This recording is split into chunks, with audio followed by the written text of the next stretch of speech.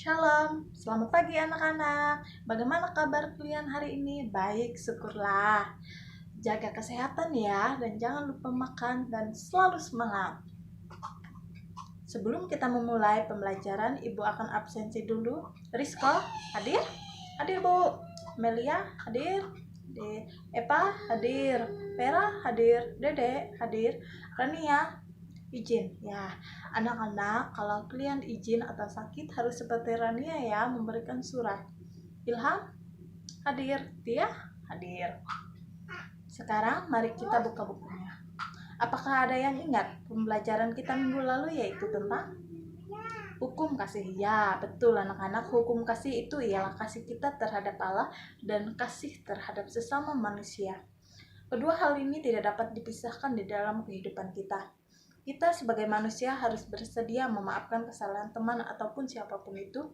Apabila ada seseorang yang menyakiti kita, kita harus mengampuninya. Bukan malah membalasnya dengan menyakiti, tetapi kita harus menunjukkan kebaikan yang diajarkan Tuhan Yesus kepada kita. Pada hari ini kita akan belajar tentang buah-buah roh dari Nas Alkitab Galatia pasal 5 ayat 22 hingga 23. Yaitu tentang buah-buah roh.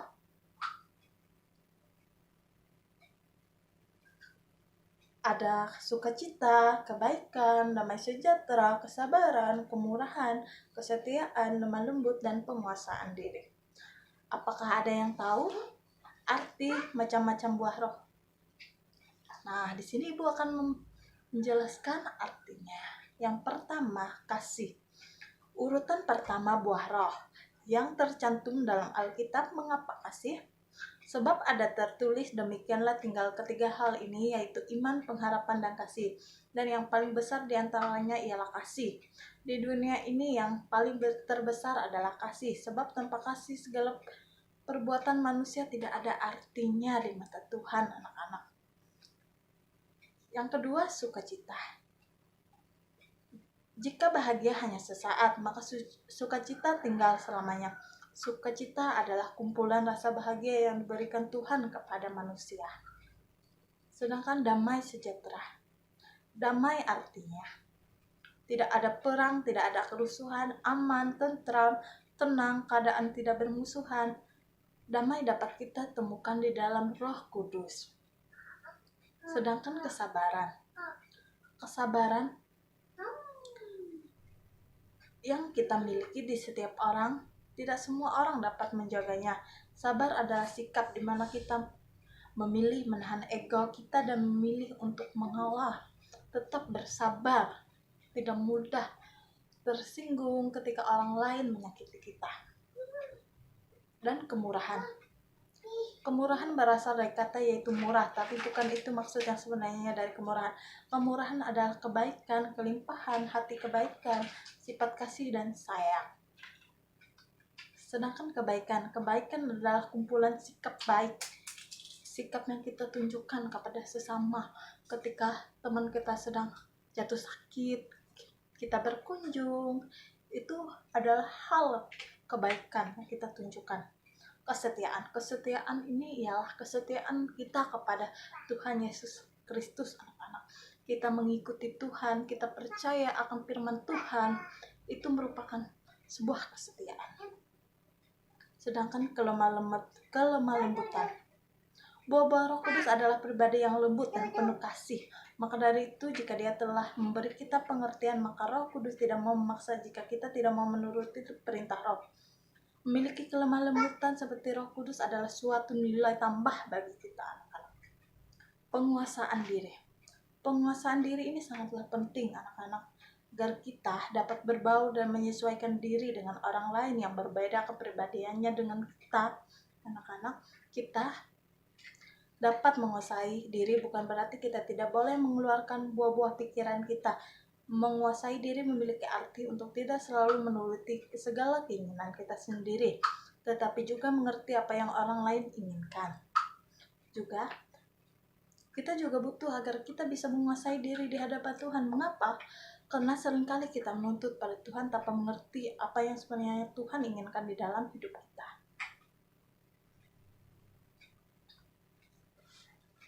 Nah, anak-anak, di sini Ibu ingin memberikan kalian pertanyaan.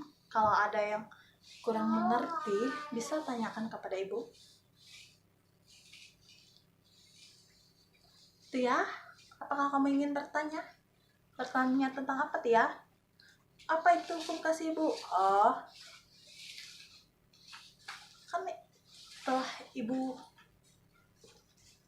telah Ibu sampaikan minggu lalu, hukum kasih ialah kasih kita terhadap sesama teman, orang tua. Kita mengasihi mereka seperti kalau Tia punya adik, itulah kasih Tia kepada adik dan kasih Tia kepada Tuhan.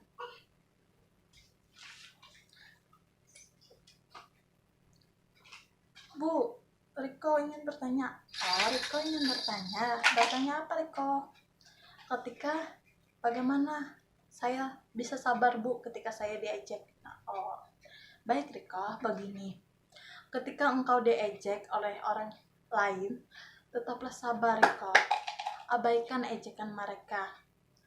Tetaplah engkau menguasai dirimu agar engkau tidak marah terhadap mereka, ejekan mereka. Biarlah ejekan mereka itu menjadi motivasi dan semangatmu, Riko.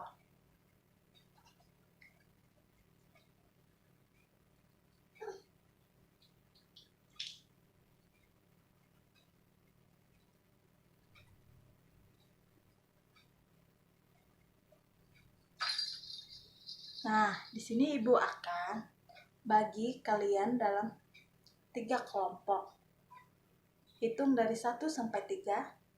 Silakan bentuk kelompoknya kalau sudah dihitung.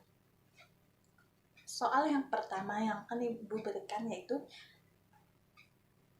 bagaimana ketika teman kita menyakiti kita, maka kita harus. Yang kedua, kasih Allah terhadap manusia adalah. Yang ketiga, apakah marah, dendam termasuk buah-buah roh? Yang keempat, kasih dapat membuat suasana dalam keluarga? Itu silakan kelompok menjawab.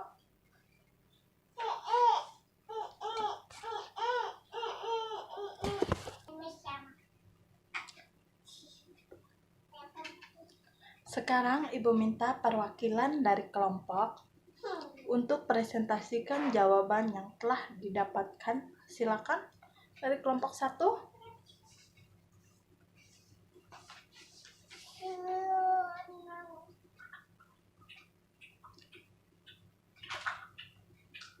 Soal nomor 1 jawabannya mengasihi. Soal nomor 2 jawabannya Tuhan tidak membedakan manusia. Tuhan memandang semua sama.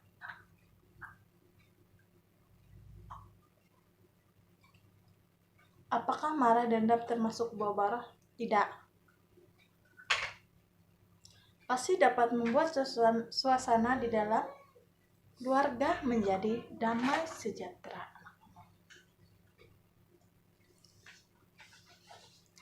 Nah, anak-anak, sekarang kita sampai di dalam kesimpulan materi pada hari ini ialah